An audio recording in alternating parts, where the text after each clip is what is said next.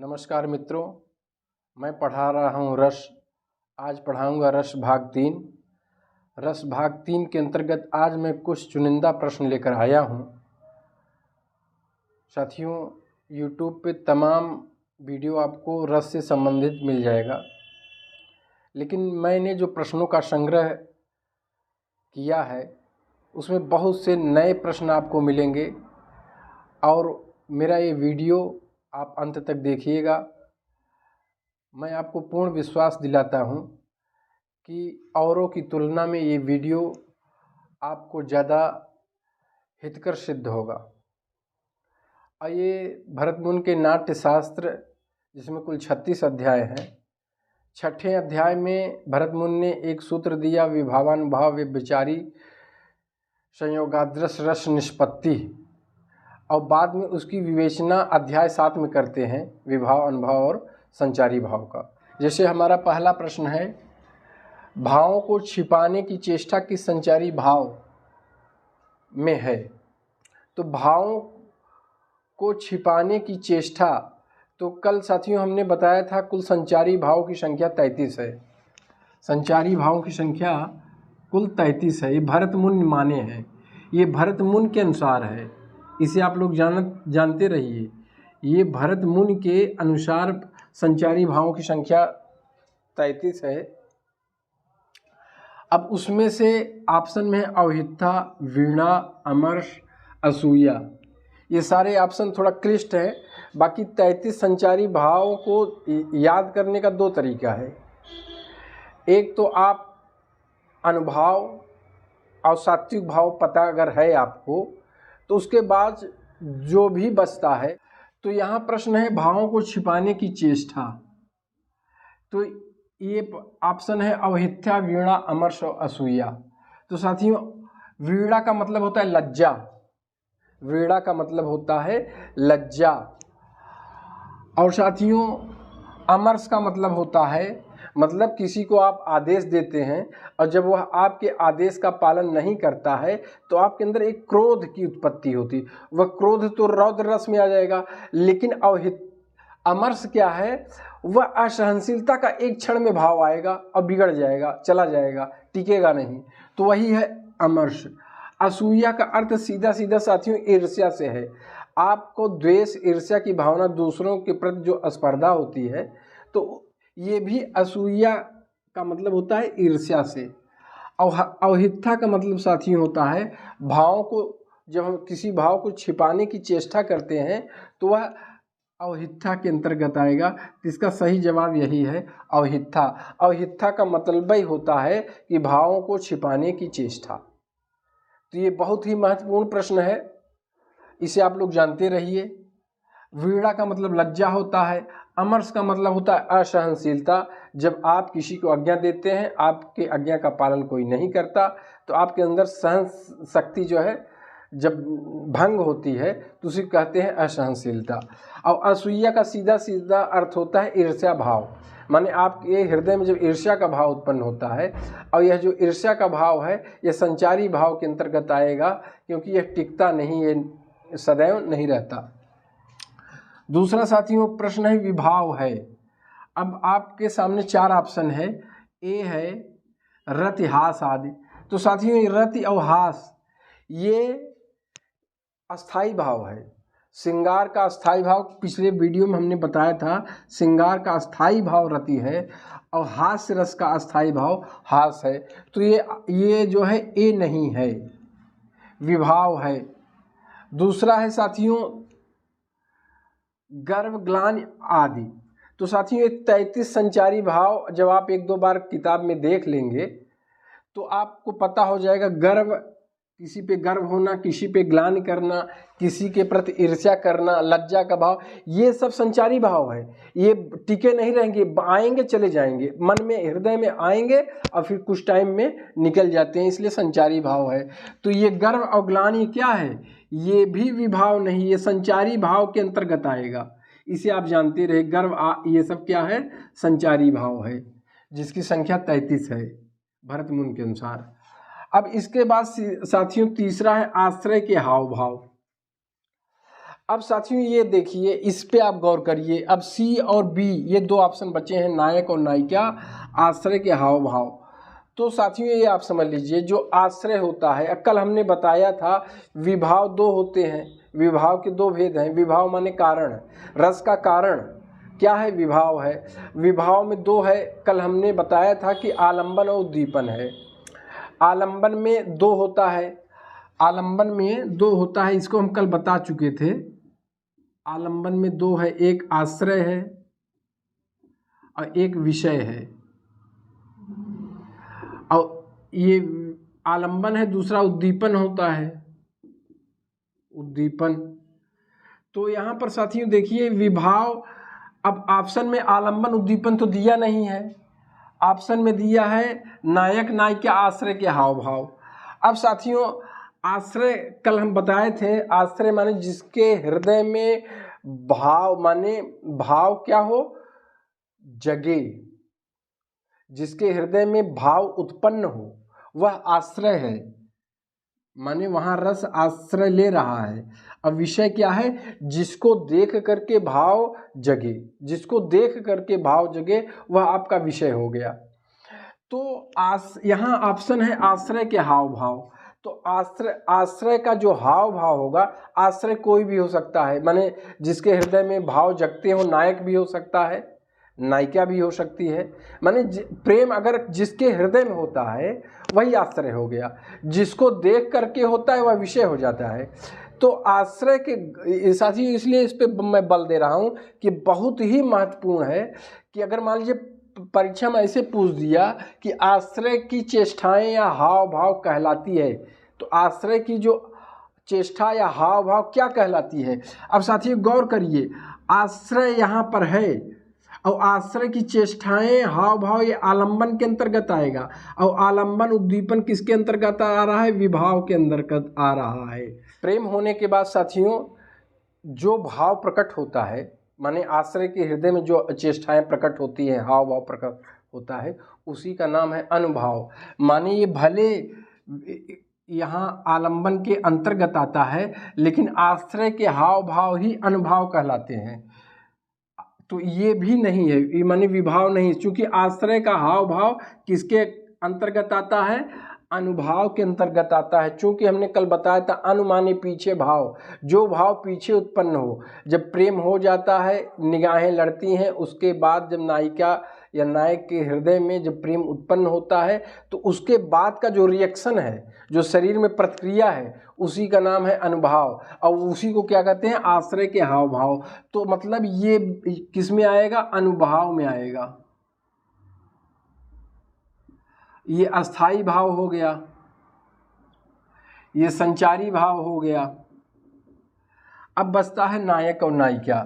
तो साथियों नायक और नायिका विभाव के अंतर्गत आएंगे, क्योंकि यही नायक और यही नायिका, इन्हीं के हृदय में एक आश्रय होगा, एक विषय होगा, इन्हीं में जो है उद्दीपन का काम करेगा।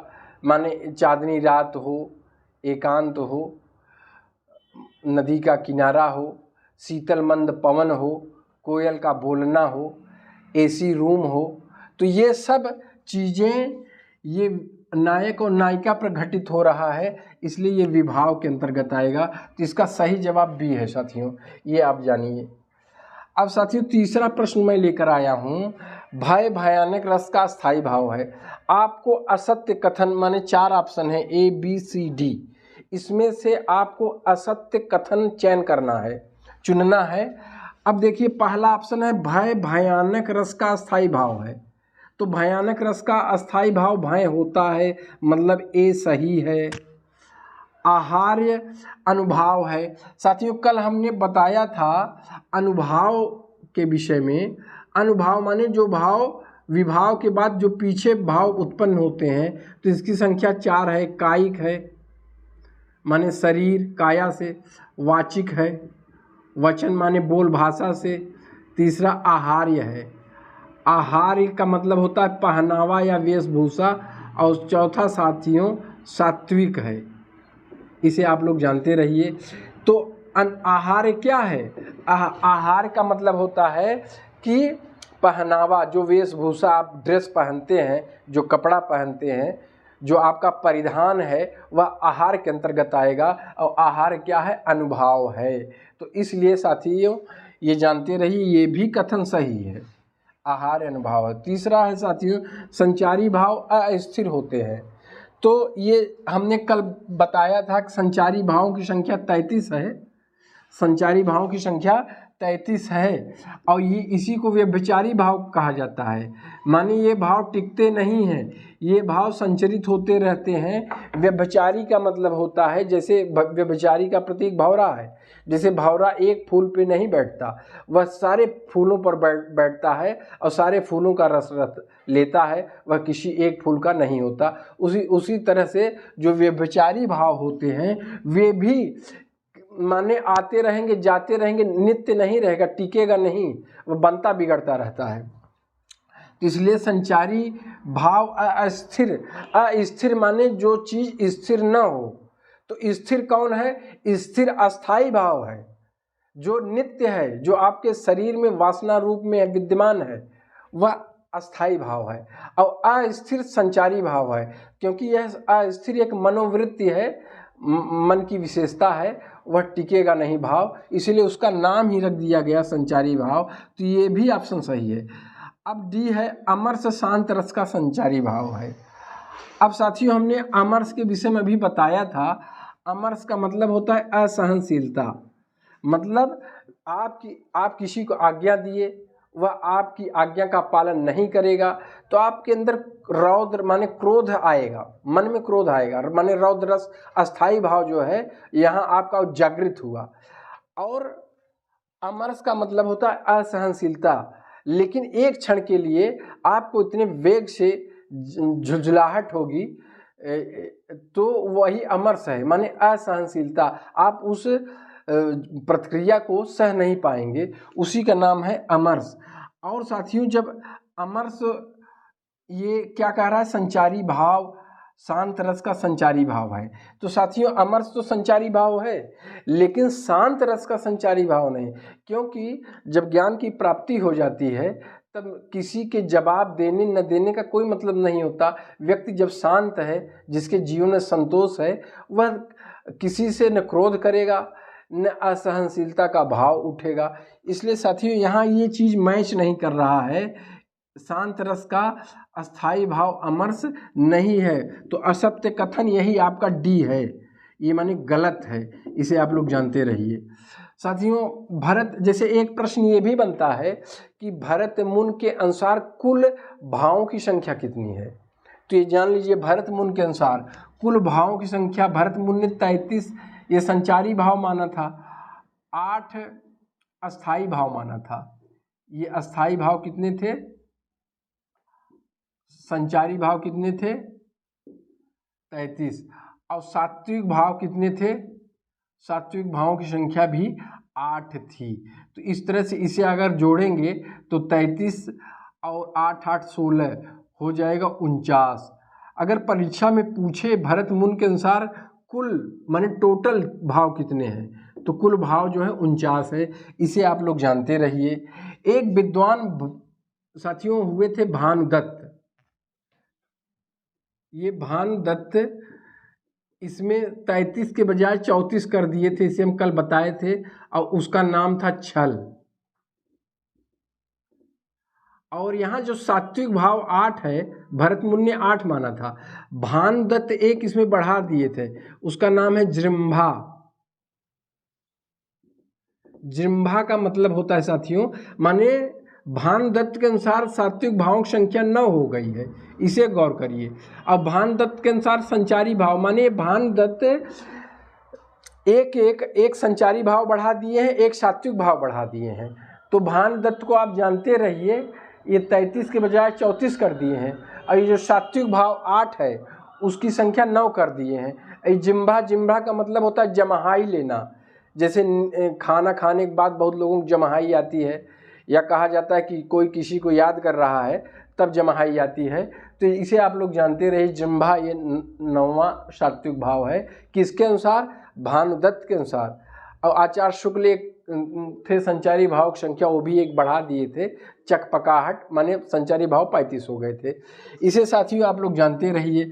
अब साथियों एक चीज मैं आप लोगों को और बताऊंगा, बहुत ही महत्वपूर्ण प्रश्न है।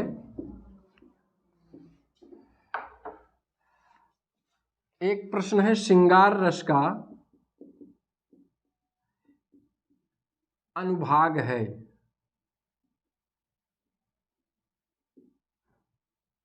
श्रृंगार रस का अनुभाग है। अगर मान लीजिए साथियों ऑप्शन में आ गया हास्य, शांत, भक्ति,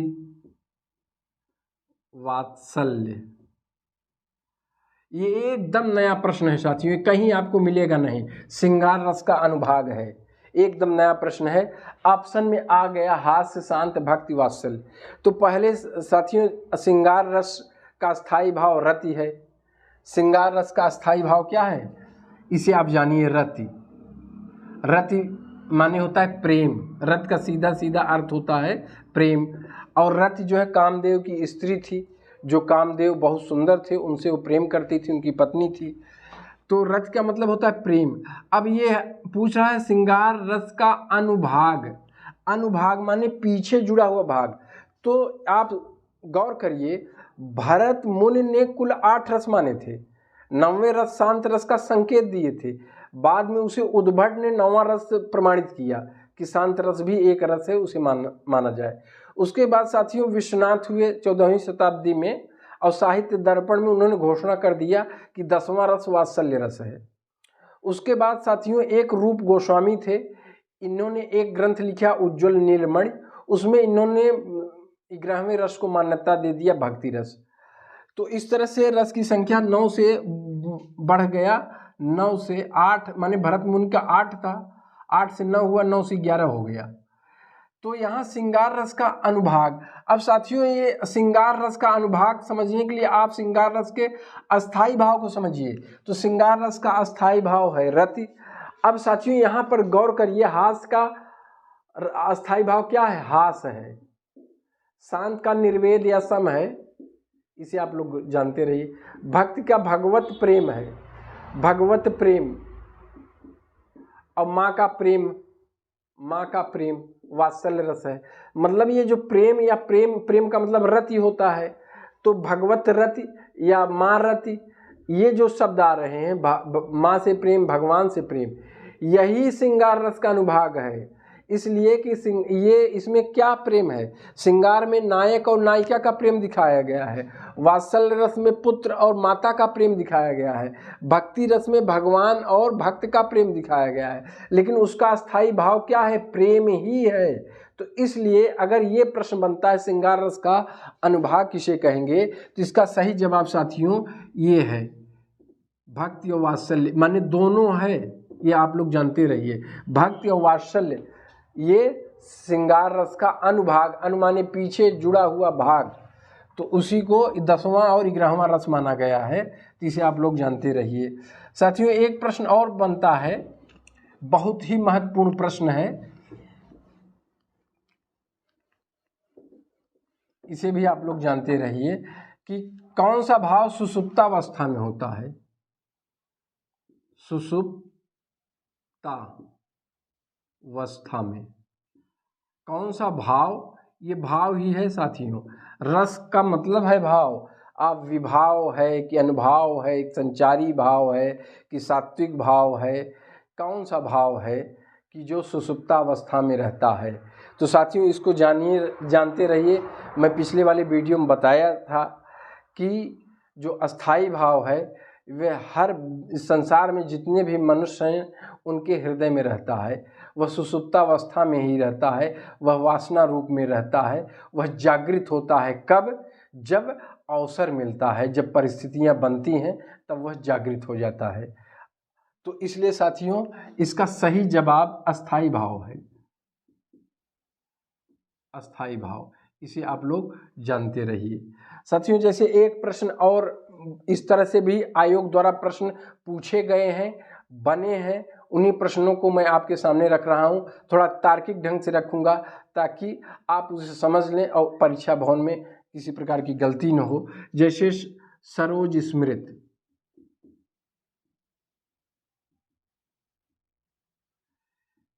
अब ये परिश्रम मान लीजिए पूछ दिया कि सरोज स्मृत में कौन सा रस है। ये पूरी की पूरी रचना में एक रस है साथियों, इसे आप जानिए। तो सरोज स्मृत पहले ये जानिए किसकी रचना है, निराला की रचना है। छायावादी कवि निराला, उनकी पुत्री का नाम था सरोज, जिनका असामयिक निधन हुआ था। 14-15 साल की अवस्था में सरोज का देहांत हो गया। तो उन्हीं की याद में, अपने पुत्री की याद में निराला जी ने सरोज स्मृत लिखा। यह पूरा का पूरा शोक गीत है, शोक गीत है या स्मृत गीत है, यादों में स्मृत गीत है। और यह स्मृत, ये जो यादें हैं, यह शोक से भरा हुआ है। तो शोक किसका स्थायी भाव है? करुण का, करुण रस का स्थायी भाव शोक है। तो इसे आप लोग जानते रहिए। अगर ये परीक्षा में इस तरह से भी प्रश्न पूछे जाते हैं। जैसे अगर मान लीजिए ये पूछ दे कि लक्ष्मण और परशुराम, ये संवाद रामचरितमानस में आया है। लक्ष्मण और परशुराम संवाद रामचरितमानस में आया है साथियों। तो इसमें कौन सा रस है? तो इतना तो आप लोगों को पता है कि लक्ष्मण जी बड़े क्रोधी स्वभाव के थे, बड़े गुस्सैल स्वभाव के थे। और इनका जो लक्ष्मण और परशुराम संवाद हुआ है, इसमें 2 रस प्रवाहित हुआ है। अब वो संवाद के ऊपर निर्भर है, लेकिन इतना जानते रहिए कि क्रोध इसमें है, रौद्र रस भी है और वीर रस भी है। पहले वीरता का परिचय देते हैं, वीरता का परिचय देते देते बाद में रौद्र रस में प्रवेश कर जाते हैं। तो इसलिए साथियों इसको भी आप लोग जानते रहिए। साथियों जैसे एक रचना है पृथ्वीराज रासो, बहुत अच्छी फेमस रचना है पृथ्वीराज रासो। अब हम रासो साहित्य में चल रहे हैं।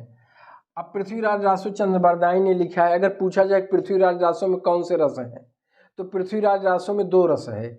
एक श्रृंगार है, जब पृथ्वीराज संयोगिता से प्रेम करता है तो श्रृंगार का वर्णन है। और बाकी वीर रस है, जब युद्ध का वर्णन होता है तो उसमें वीरता का वर्णन किया गया है।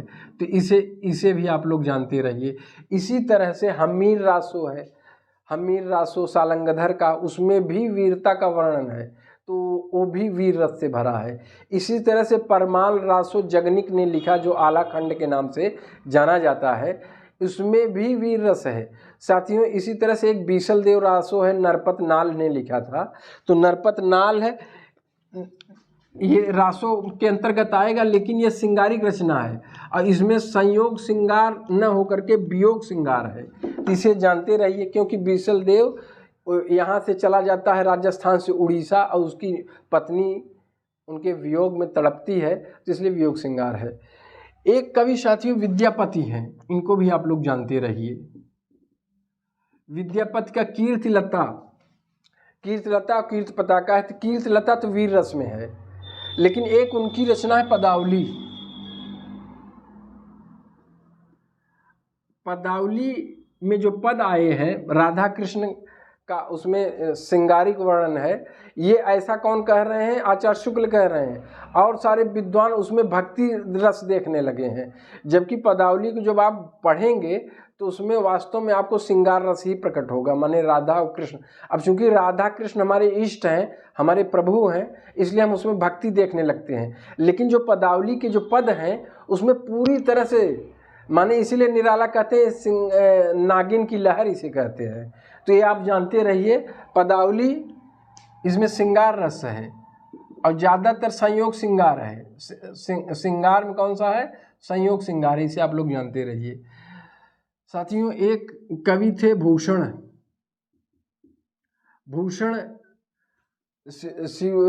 शिवराज बावनी लिखे हैं। तो ये पूरी तरह से वीर रस पे लिखा गया है। इसमें जो है वीर रस की प्रधानता है। माने कुछ कवि ऐसे हैं जो अपनी पहचान अपने रस से ही बनाए हुए हैं, तो वीर रस के कवि हैं। एक बिहारी हैं,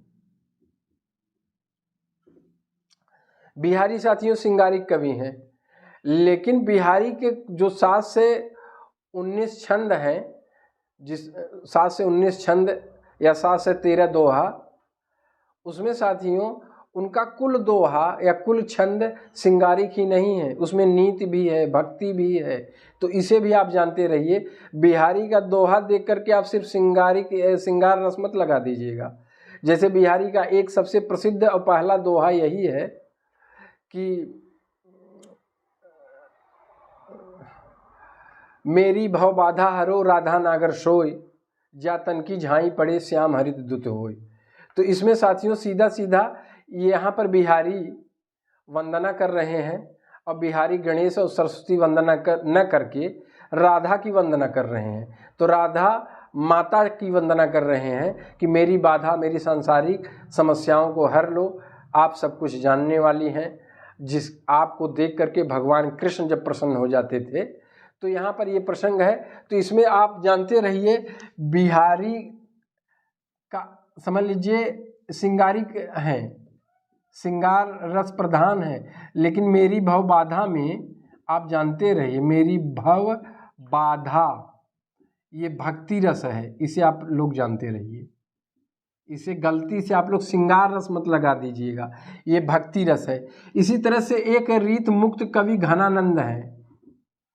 घनानंद के विषय में अगर साथियों थोड़ा सा उनका जीवन परिचय अगर आप पढ़ेंगे तो आप अच्छी तरह से, घनानंद वृंदावन में रहने लगे, अब वृंदावन में भगवान कृष्ण के प्रेमी हो गए। लेकिन वृंदावन से पहले वो मोहम्मद शाह रंगीला के दरबार में दिल्ली में मीर मुंशी के पद पे थे, और वो जो है एक वहाँ की नर्तकी थी जिसका नाम था सुजान, उससे बहुत ही प्रेम करते थे।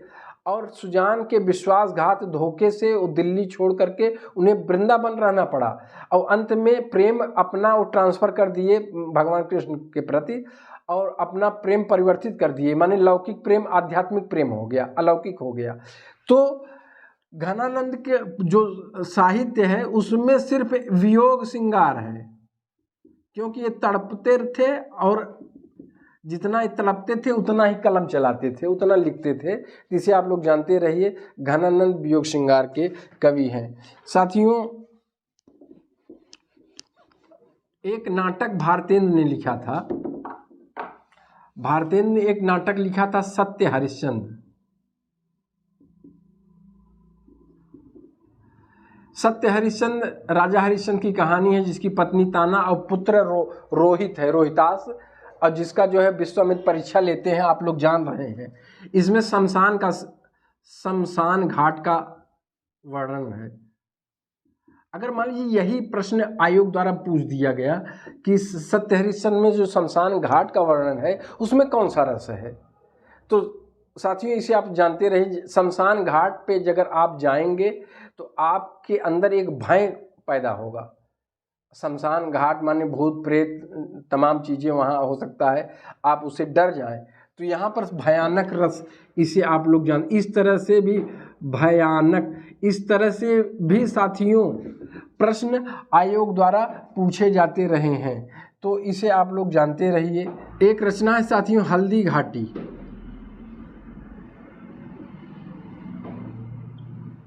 हल्दी घाटी, अब हल्दी घाटी ये रचना अगर पूछ दे कि हल्दी घाटी में कौन सा रस है, तो इसे आप को जानना पड़ेगा। श्याम नारायण पांडे की रचना है हल्दी घाटी, और इसमें जो है वीर रस है, क्योंकि वीरता का वर्णन किया गया है, राष्ट्र प्रेम देश प्रेम की भावना है। तो ये हल्दी घाटी में साथियों इसे आप लोग जानते रहिए कि हल्दी घाटी में वीर रस है। और फिर मिलेंगे अगले वीडियो में। धन्यवाद।